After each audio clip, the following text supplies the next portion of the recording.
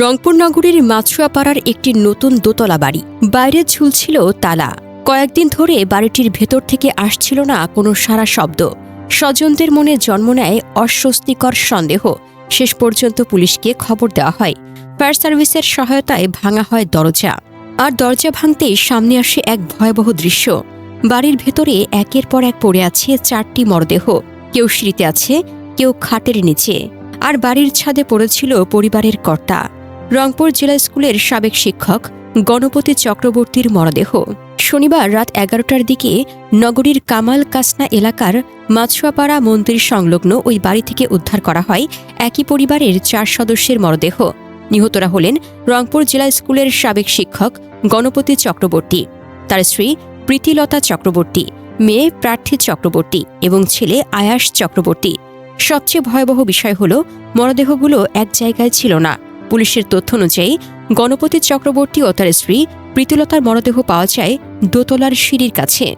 মেয়ে প্রার্থীর মরদেহ সেখানে ছিল বলে জানানো হয়েছে। আর ছোট ছেলে আয়াসের মরদেহ পাওয়া যায় একটি কক্ষের খাটের নিচে। গণপতি চক্রবর্তীর মরদেহ পড়েছিল ছাদের এক প্রান্তে। বাড়ির ভেতরে তখন পচা মরদেহের তীব্র গন্ধ।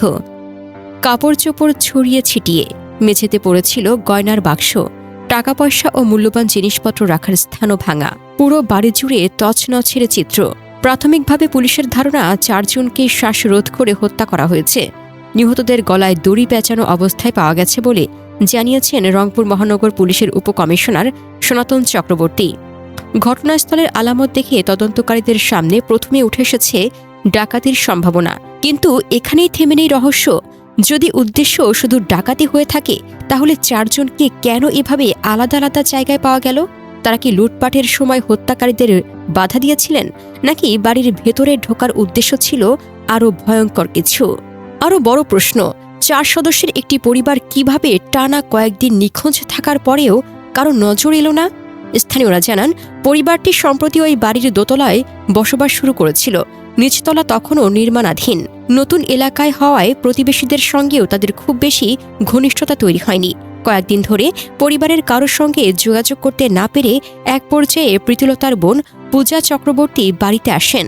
কিন্তু বাইরে তালা দেখে ডাকাডাকি করেও কোনো সাড়া না পেয়ে তিনি পুলিশকে খবর দেন। পুলিশ এসে ফটক বন্ধ পেয়ে ফায়ার সার্ভিসকে ডাকে। পরে দরজা ভেঙে ভেতরে ঢুকতেই আবিষ্কার করে ভয়াবহ সেই দৃশ্য। সিআইডির প্রাথমিক পর্যবেক্ষণ বলছে, হত্যাকাণ্ডটি 3 থেকে 4 দিন আগে ঘটে থাকতে পারে। অর্থাৎ কয়েকদিন ধরেই ওই বাড়ির ভেতরে পড়েছিল 4টি মরদেহ। বাড়ির বাইরে তালা ঝুলছিল, অথচ ভেতরে চলছিল মৃত্যুর নীরবতা। ঘটনার পর গোয়েন্দা পুলিশ, সিআইডির ক্রাইম সিন ইউনিট সহ আইনশৃঙ্খলা বাহিনীর একাধিক দল ঘটনাস্থলে কাজ করেছে। বিভিন্ন আলামত সংগ্রহ করা হয়েছে। ময়নাতদন্তের প্রতিবেদন ও ক্রাইম সিন বিশ্লেষণের পর মৃত্যুর সময়, হত্যার ধরন এবং ঘটনার প্রকৃত কারণ সম্পর্কে আরও পরিষ্কার ধারণা পাওয়া যেতে পারে। নিহত গণপতি চক্রবর্তী গত বছর রংপুর জেলা স্কুলের শিক্ষকতা থেকে অবসর নেন। এরপর নগরীর সমবায় মার্কেটে একটি হোমিওপ্যাথি চেম্বারে নিয়মিত চিকিৎসা সেবা দিতেন। তার স্ত্রী প্রীতিলতা পরিবারের সঙ্গে থাকতেন। মেয়ে প্রার্থী রংপুর কারমাইকেল কলেজ থেকে মাস্টার্স সম্পূর্ণ করেছিলেন। আর ছোট ছেলে আয়াস ছিল রংপুর জেলা স্কুলের 5ম শ্রেণীর শিক্ষার্থী। একটি পরিবার, নতুন বাড়ি, বাইরে তালা, কয়েকদিন ধরে নিস্তব্ধতা। তারপর দরজা ভেঙে বেরিয়ে এলো 4টি মরদেহ। এটি কি নিছক ডাকাতি, নাকি লুটপাটের আড়ালে লুকিয়ে আছে আরও ভয়ঙ্কর কোনো পরিকল্পনা? 4টি প্রাণ কেড়ে নেওয়া সেই রাতের আসল রহস্য এখনও অন্ধকারেই।